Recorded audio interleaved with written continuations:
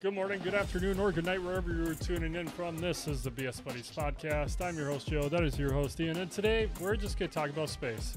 Just what we like, what we don't like, what we think is out there. I don't really know. But now, here is Ian with the weather. Because that's been such a running thing with these. You pass it off to me with the weather, and now I don't have anything to say about the weather. It's hot. Oh, I do. Actually, we heard thunder earlier, and the sky was sunny. But that's only because we had this super localized storm that was to the north of us, to the northeast. But we could hear the rumblies all the way over where we were, even though the storm was miles away. So that was cool. And that has been It was Ian hot. with the weather. Thanks for coming to today's weather report. Back to Joe with sports. We already talked about sports the last time we recorded. That will probably be our next episode. It's a great one. Actually, if you really think about it, if you really, really want to get technical with it, now we are going to be talking about galactic weather, like universal weather, right? And universal weather, dark, null, void, empty, cold. I think that fits space pretty well, don't you? I could go for some cold right now because I don't like No. 85 degrees in middle of September. It's way too much. It's way too much. I was Okay. sweating today just standing still. Okay, we're done with the weather. Space. Done with the weather. We're freezing. Stop. We know it's cold. Space. We're freezing. Space. Weather. I'm sure it's real cloudy in the stars. Man, the galactic space dust rolled through extra heavy today. The radioactive lightning was on the heavy side. All right. Space, the final frontier. For those of you who are still with us. Now Ian, we're going to get Ian, into what the do you like actual. about space? Just start. It's big. Somewhere. It's really big. It's incomprehensibly big. Take the biggest thing you can imagine. The biggest thing. For me, that'd be at least a house.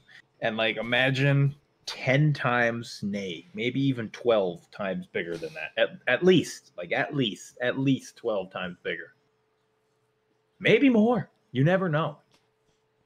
But it's just so impossibly big. Have you ever watched there's a video, a link I might have to send you, Joe, but there's a video out there of planetary scale size for comparisons, and it starts off, it's okay, here's our moon, and then it's oh, now here's Earth, and then here's Neptune, and then Jupiter, and then our sun, and then it gets and then to our it goes sun into different suns. Yes, I've seen that, and it blows my mind. it is insane. Because you start to think of the size of objects, right? You're okay, Earth is pretty big. It takes, I don't even know how many if you were to fly around the entire world, I think it's 30 some hours, somewhere in that ballpark. I'm not even entirely sure, but it's 30 some hours to fly around the whole planet. Wow. It takes a day and some change to circumnavigate our entire globe one time without touching the ground. And then I don't even remember the name of the star. The Pistol Star? Maybe? No, not the Pistol Star. It's not Betelgeuse. Something Major A, maybe? I don't freaking know. That guy right up there in my little screen. You see him? The one right above the mushroom? Yeah, the one that's twinkling? That guy. It's so big that a 747 flying at full speed would take 3,500 years to circumnavigate it one time. That is an insanely large star. And it freaks me out even more that these stars can burn out, implode on themselves, and then explode everywhere. You know what I'm saying? When they go supernova. I heard that there's one big star. I want to say like close to us, but then you look up the closest star to us and it's not even close in retrospect. Yeah, isn't the Um, closest star to us? I think it's like a couple hundred light years away, yeah. something like that.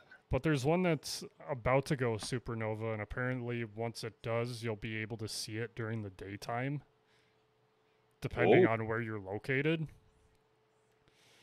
You can see it during daytime in America if you live in Russia. Oh, so it'll be nighttime. Thanks. The one cool thing I've learned just within the past few years, which I don't know why I never learned this, because like growing up, you see that like sun and then all the planets, and it revolves around the sun. And it's like, okay, sweet. But then I learned that the sun is moving in a straight direction. And all the planets, so the sun isn't stationary, which, go figure, I should have known this, but it's going in a straight line, and then all the planets are circling around the sun, moving in the sun. Thank you. Just like Ian's demonstrating. But they're almost like trailing behind at the same Yeah, time. it's like it's they fan out as they go. It's like that blew my mind when I first learned about that, because like first, why didn't a single teacher tell me that? Granted, I didn't take any astronomy classes. Granted, there were none available at our school. Be like, oh yeah, this elective for the 7th grader. He wants advanced astronomy and star prediction and movement. Sign him right up. I don't see any problem with that. Clearly, let him go use the observatory. Yeah, in our high school It's that didn't definitely exist in 7th grade. Check out one of our last videos to The understand wind what I was mean. angry. But I think it was mostly after high school is when I started like being interested in stars. I always thought they looked cool. I like going outside and finding the Big Dipper, and then finding the Little Dipper, Orion's Belt, and those are, and then the North Star. Those are like the four things I know how to find. But it wasn't until like after high school when I started delving little bit more into it. I don't know a lot, but I love looking at pictures of space and seeing what all these different telescopes can pick up, and just seeing like Pluto captured in 1985 and it's like super pixelated. Then 2003, it's a little more clear. Then it's like 2015, it's brown. And then like now it's like multicolored, super clear. I love pictures like that. Just like the All super high res. clear, high res. Well, that's like that picture of the black hole that they came out with. How many years ago was that? Now was it like 2019, 2020? One of their new telescopes went up and actually managed to capture that gigantic picture of the black hole, and it had like all the orange Yeah. space dust surrounding it. That was super cool to see, and just to think that like we get to exist in a time where you can actually even see those things, because you got to think about how impossibly far away that black hole is and how long it's taken for that light to actually reach us. Like what we were talking about earlier with stars going supernova, you were saying how you could see it. Well, I've always thought it'd be really cool is if you could just like look up in the night sky and you see one go supernova, and it's really cool to witness as you're witnessing it. But then you got to think, wow, that actually probably happened like how many 100 million or billion years ago, and the light from that event is only just now reaching our planet in order for us to see that happen. That is just a crazy thought that everything that you see taking place in the night sky actually occurred hundreds of millions to billions of years ago, but it's just taken that long for the light to reach us. Another thing I find really cool is about a month ago, Debbie and I found a short documentary, about a half hour long on Hulu, of the International Space Station. And it's showing like videos of the Earth and how it looks from space and how they can see the weather and all that. I'm not. The clouds. That's all I'm saying. But then, never thought about it as well. Like, then they're like, this is what the stars look like from there. And there's way more stars than we can see on Earth. And it's like, oh, because of the atmospheres and the different clouds or whatever, you can't see everything. But once you're in space, there's nothing. So it's Nothing to inhibit that. just a million night lights just all over. You can see clear as day. Everything. Well, they what's that old saying? Granted, I don't think it's particularly true, but I imagine that it's there's some conjecture behind it. But they're saying the saying, I think, was something along the lines of that if you could see the light from every single star that exists in the night sky would be like totally white because of how many stars. I mean, you got to think. What was it? Years ago, they like focused the Hubble telescope, I think it was, on this little patch of space where it was like super dark. You couldn't see anything. I like this whole wide shot where there were stars, there was light, there was galaxy, blah blah blah. There was like this one little patch that was like no bigger than I think like a quarter or a penny, maybe even smaller than that. I don't remember exactly, but A they dime? were like, well, yeah, something like that. A dime? Impossibly small. But they focus the telescope right there. They're like, okay, what's in this part of the sky? Because like we can catch background radiation and everything emitting from everywhere else on this picture, except for right here. It looks like there's nothing. So they zoomed in on it, and then when they zoomed in on it, they captured like another like how many different galaxies were inside this almost pinhole sized spot on this one picture because it just expands forever, infinitely inside there. And it's like insane to think about that we have technology, one, that can even see that, and two, the fact that it exists.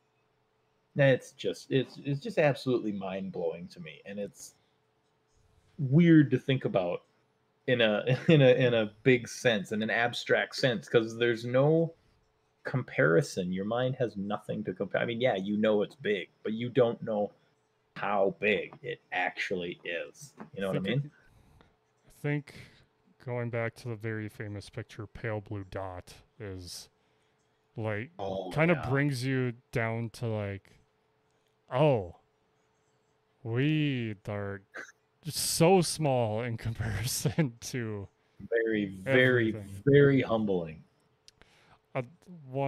There's two other things I thought of while we were talking. Going back to the black hole, I just think you'll find this funny.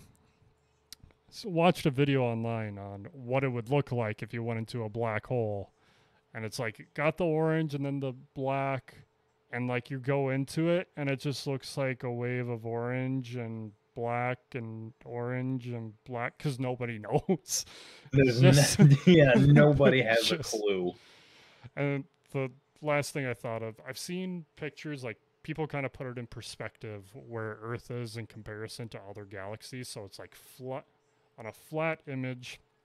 It's like Earth is here, or Milky Way galaxy is here, and then on the picture, obviously, like they have an end, like it's a circular map, and they have an end of the universe, and then you just see people commenting like, the universe is infinite. There's no end to it. It's like, yeah, someone needs to have a border because no one knows what's past that. Oh yeah, you know what? You're right. Excuse me. Let me grab my infinite paper from my notebook real quick so I can accurately portray this map to you. And you just endlessly pull out a piece of paper that is infinitely unfolding forever and ever and ever. Yeah, my bad. I forgot my infinite paper. It's in the other backpack. Yes, this universe has a fence around it. Suck it up, Karen. No, your dog can't jump over this fence and run down the street and terrorize little children for their ice cream cones. Yeah, we're just corralled in this part of the universe. We're stuck here. The universe said, nope, that's it. You don't get no more. You're stuck in this part. You get this bit. The aliens get that bit. The rest of them get that bit, and they've all been told to stay away from you, so play nice. But going back to the pale blue dot one is, I think one of my favorite. You know what? I'm going to steal this quote from Calvin and Hobbes. This will be my one that I put at the end. There's a quote from Calvin and Hobbes where they're talking about. I don't even remember what the comic was, but Calvin says that we are subatomic particles in a grain of sand on an infinite beach. And I feel like that's just a really good way to put it. If you think of Earth as a grain of sand, we are the subatomic particles in that grain of sand, and then just drop that grain of sand into an infinite beach, and there you have it. There is space. And that is. And then, there's another video I should show you too. It actually kind of helps put into perspective a little bit of how in relation, because I mean, like you were saying, most models of the solar system, it's like nice big yellow ball in the middle, and then it's like, Mercury, Venus, Earth, Mars, blah blah blah blah blah, and they all go on, and then the whole thing is like a nice little deal that you can just sit nicely on your desk. Well, the space between the sun and the planets is actually insanely huge. Yeah. And in this video, they took a soccer ball as size of the sun, and they were like, if this soccer ball represents our sun, then Earth is the size of this little push pin. And it was just like this tiny little thing, and it's like, oh my god. And then they were like, if this was on I think they went to a football field, and they're like, if the sun was here on this touchdown line, Earth would be like, God, what was it, like 75 yards away from it? And it's like, wow, that, and then translate that up into space terms. I know I just keep talking about how big space is, but it's just fascinating. And that, it's fascinating. And then you got to think like Neptune into that. Yeah. And then they went, because they went all the way out to Pluto, and I think Pluto ended up being like, I think it was like 3 miles away or something like that translated. It was like an insanely far distance from their little soccer ball. And they were like, yeah, Pluto would be like a little grain of sand 3 miles that way. And it's like, damn. We watched something, I think earlier this week, with the kiddo, just about space. And talked about like Earth is 365 days to get around the sun, and then Mars, and then how they explained it in like kid terms on why planets take so long. I thought it was cool because they put like the sun in the middle, and then they put line circles around that, and then had kids run there on their respective line. So you just see the kid in the middle doing 1,000 laps, and then just booking it, and the one on the outside just taking a leisurely stroll. I just sauntering. I just thought that was cool that they could put that in perspective too, especially for kids to be like, oh yeah, that's crazy. Gives it a bit more of a physical nature. Well, and then you think the fact too, like, the Earth rotates on its axis as we move around the sun, and that's how we count our days and nights. And then, one full revolution around the sun is a year. But then you think of planets like Mercury, that actually rotates slower on its axis than it does around the sun. So a day on Mercury is longer than a year. And then because it takes like a little over 1 day, I think, or it's like Mercury goes around the sun in like 0.75% ish time of its day. So it's like, oh my god, you could have your birthday twice on the same day. And then Jupiter, I learned that it does one, I want to say revolution. I think that's what it is. Not around the sun, but one rotates full. On its axis. Thank you. One rotation in 10 Earth hours. Wow. And that it's is like zooming over there. It's like, why is that? And then they explained, because it's a gas planet, so it's not as heavy. It's like, that makes sense. You know what doesn't make sense though? Hold on. You know what didn't make sense out of that video? That Venus is hotter than Mercury by 100 degrees. I mean, it's due to atmosphere. atmospheres, but it's just like I've been told my whole life that Venus is blue. Why is it the planet Why that's is it on warm? fire? Why is it warm? Well, you've seen that picture.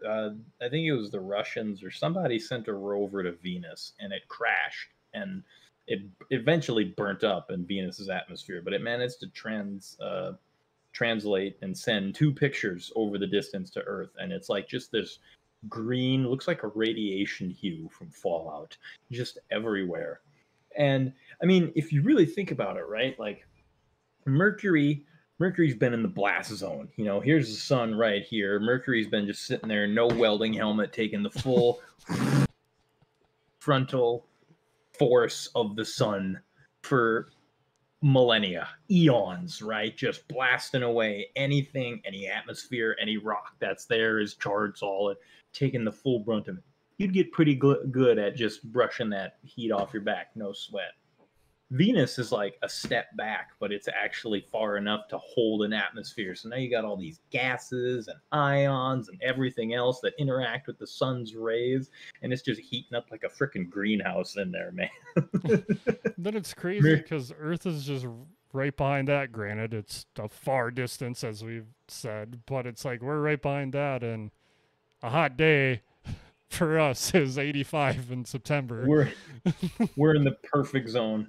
Oh boy, these radiating ultraviolet ions from the giant flaming ball of gas, however many million miles away, sure are a little irritating today. Oh, my skin is peeling. Like, we should be burning to a crisp from the flares that are coming off the sun. But nope, we're in that perfect zone.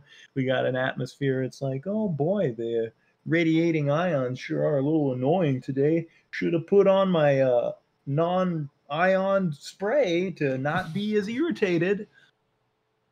Well, and then too, thinking of like you said, Jupiter is a gas giant. It's separate track, but same. And the weight of planets is different. And if you've ever seen the movie Interstellar, you know what I'm talking about. But like how the idea of heavier planets, more gravity, time moves slower, you age slower. That is just a crazy concept to think about.